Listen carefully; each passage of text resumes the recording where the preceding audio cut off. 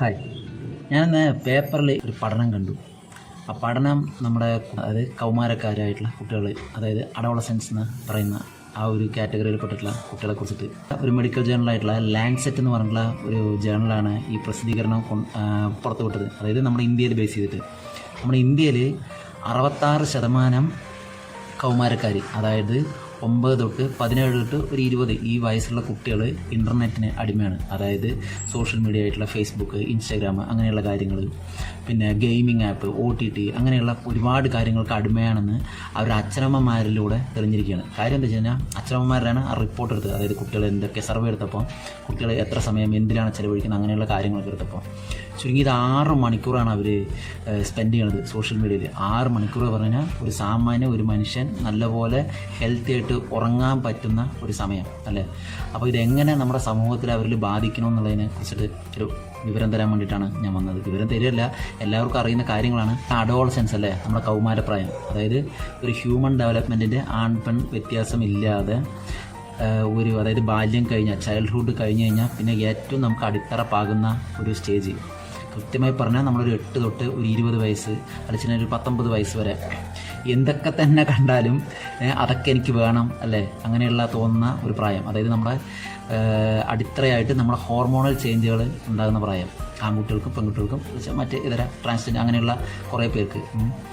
അതായത് നമുക്ക് എന്തിനോടും ഒരു ആഗ്രഹം തോന്നുക. പ്രത്യേകിച്ച് ഈ പ്രായത്തിലാണ് ഐഡൻറ്റിറ്റി ക്രൈസിസ് എന്ന് പറയുന്ന ഒരു സംഭവം വരുന്നത്. അതായത് തനിക്കൊരു ഐഡൻറ്റിറ്റി ഇല്ലായ്മ വരുന്ന ഒരു കാലഘട്ടമാണിത്. അതായത് ഒരു ഉദാഹരണം ഞാൻ പറയാം. അതായത് ഇപ്പോൾ ഒരു വിജയുടെ സിനിമ കണ്ടു, അല്ലെങ്കിൽ അജിത്തിൻ്റെ സിനിമ കണ്ടു, അങ്ങനെയുള്ളതൊക്കെ കണ്ടു കഴിഞ്ഞാൽ എനിക്ക് അതുമാതിരി ആകണം. അത് പക്ഷേ ഒരു അടുത്ത വർഷം അല്ലെങ്കിൽ അടുത്ത സിനിമ കാണുമ്പോൾ ആ ഒരു നഷ്ടപ്പെട്ട് എനിക്ക് ഇതുമാതിരി ആകണം, അല്ലെങ്കിൽ എനിക്ക് അതുമാതിരിയാണ്. അതായത് തൻ്റെ ഐഡൻറ്റിറ്റി ക്രൈസിസ് തന്നെ ഉണ്ടാകുന്ന ഒരു സമയമാണ്. വളരെ ക്രൂഷ്യലാണ്.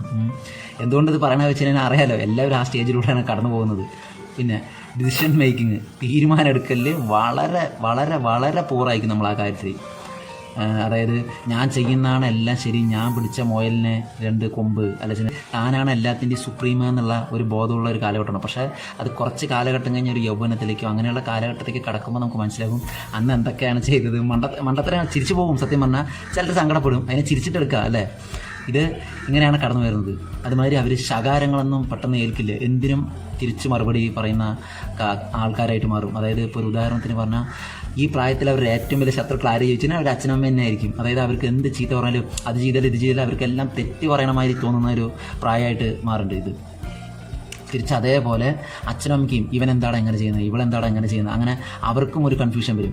ഇതിൽ നമ്മൾ എന്താ ചെയ്യേണ്ടത് വെച്ച് കഴിഞ്ഞാൽ പരസ്പരം അച്ഛനമ്മമാരുടെ സൈഡിൽ നിന്ന് അവർ ശ്രദ്ധിക്കേണ്ടത് അവരെ ശകാരിച്ച് ഇതാക്കുന്നതിന് പകരം വളരെ സ്നേഹത്തോടെ കാര്യങ്ങൾ കൃത്യമായിട്ട് പറഞ്ഞു കൊടുക്കുക.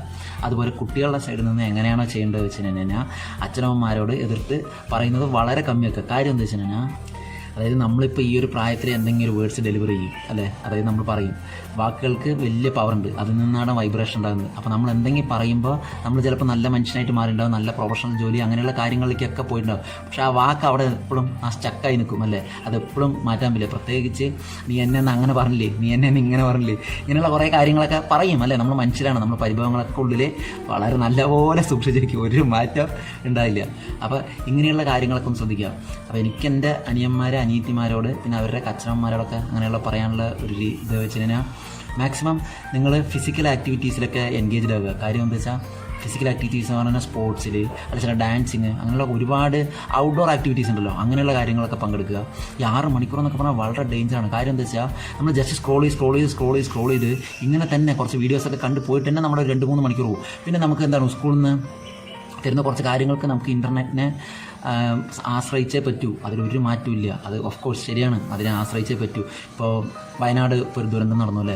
അപ്പോൾ അവിടെയുള്ള കുട്ടികൾക്ക് പഠിക്കണം വെച്ചാൽ ഓൺലൈനിലൂടെ പഠിക്കാൻ പറ്റുള്ളൂ. അത് നമുക്ക് ഒരിക്കലും മാറ്റാൻ പറ്റില്ല. അത്ര ദിവസം അടച്ചിട്ടു ആ സൗകര്യങ്ങളൊക്കെ പോയി പറഞ്ഞാൽ നമുക്ക് ഇൻ്റർനെറ്റിലൂടെ വിദ്യാഭ്യാസം ലഭിക്കാൻ പറ്റുള്ളൂ. പക്ഷെ അത് കഴിഞ്ഞിട്ടും നമ്മൾ അതൊരു ശീലമാക്കി മാറ്റി കഴിഞ്ഞ് കഴിഞ്ഞാൽ കൃത്യമായിട്ട് നമ്മൾ ആ ഒരു സോഷ്യൽ മീഡിയ ലെവലിലേക്ക് തന്നെ പോകും. ഇപ്പോൾ ഈ കൗമാരപ്രായത്തിൽ പിന്നെ ഒരു ഇത് വെച്ച് കഴിഞ്ഞാൽ നമ്മളിപ്പോൾ പല സിനിമ ആരാധകരും കാര്യങ്ങളൊക്കെ കണ്ടിട്ട് ആരാധിക്കണോ, അല്ലെങ്കിൽ ഒരു ബൈക്ക് സ്റ്റണ്ട് കണ്ടു, ഒരു കാറിൻ്റെ സ്റ്റണ്ട്, ഇങ്ങനെയുള്ള ഇതൊക്കെ കണ്ടു കഴിഞ്ഞാൽ അവരൊക്കെ പ്രോപ്പർലി ട്രെയിൻഡ് ആയിട്ടാണ് ഈ കാര്യങ്ങളൊക്കെ വരുന്നത്. പിന്നെ ആ സിനിമയിൽ അവരത് കാണിക്കുന്നത് അവർ ആ പ്രായത്തിൽ നിന്നുകൊണ്ടാണ്. പക്ഷെ നമ്മുടെ പ്രായം 16, 15 അല്ലെങ്കിൽ 12 ഇങ്ങനെയുള്ള കാര്യങ്ങളൊക്കെയാണ്.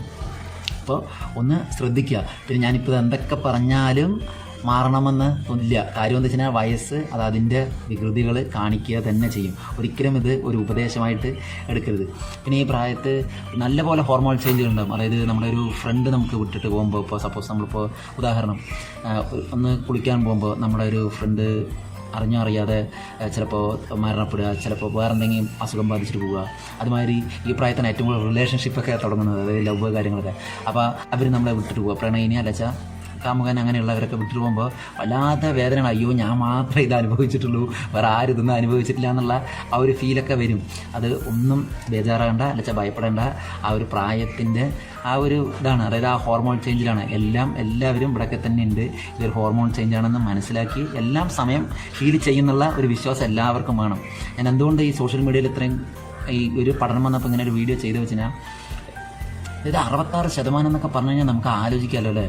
66% ഒരു, അതായത് പകുതിയിലേറെയുള്ള കുട്ടികൾ ഇന്ന് അഡിക്റ്റാണെന്ന് നമുക്ക് പറയാം അല്ലേ. അടിമകളാണ്. അതായത് അവർ സ്കൂളിലുള്ള കാര്യങ്ങൾ കഴിഞ്ഞ് കഴിഞ്ഞാൽ വീണ്ടും പിന്നീട് അവർ അത് ഇൻവെസ്റ്റ് ചെയ്തിരിക്കണം. പ്രത്യേകിച്ച് അത് നൈറ്റിലാകുമ്പോൾ എന്താണ്, അവർ ഉറക്കത്തിനാണ് അത് നല്ലപോലെ ബാധിക്കുന്നത്. അത് പിറ്റേ ദിവസം, അതായത് അത് കഴിഞ്ഞിട്ടുള്ള പിറ്റേ ദിവസം കൃത്യമായിട്ട്, അതായത് എന്ത് ചെയ്യും, നമ്മുടെ പിറ്റേ ദിവസത്തെ നല്ലപോലെ ഹെൽത്തി ആയിട്ട് ചെയ്യേണ്ട പല കാര്യങ്ങളിലും ആ ഉറക്കമില്ലായ്മ കൊണ്ട് നമ്മളത് ബാധിക്കുന്നതാണ്.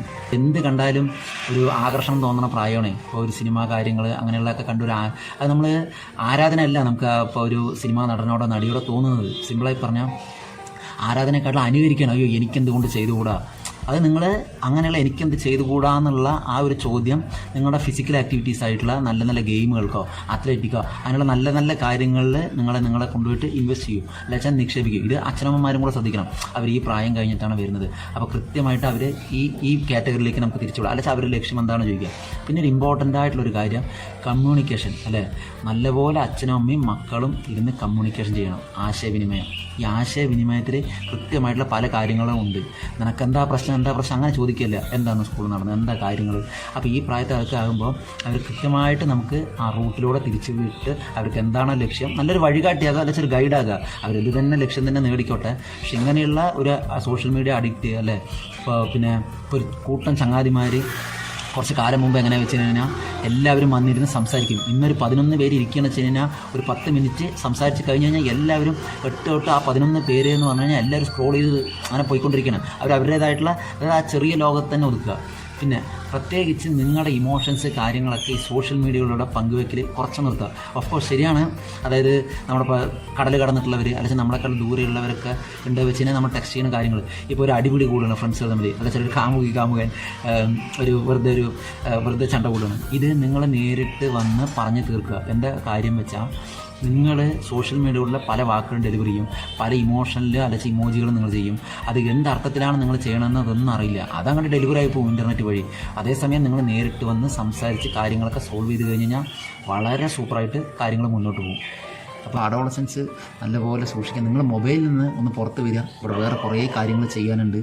അപ്പോൾ ഇങ്ങനെ ഒരു വീഡിയോ ഞാൻ ഡെഡിക്കേറ്റ് ചെയ്യുന്നത്, അതായത് അഡോളസൻസ്, അതായത് കൗമാരക്കാരായിട്ടുള്ള എൻ്റെ അനിയന്മാർക്കും പിന്നെ അവരുടെ അച്ഛനമ്മമാരും ഇതിൽ നിന്ന് ഉൾക്കൊണ്ട് അവർ മുന്നിൽ നേർവഴിക്ക് നയിക്കട്ടെ. അപ്പോൾ നല്ലൊരു വീഡിയോയിൽ അടുത്തതായി കാണാം. ബൈ.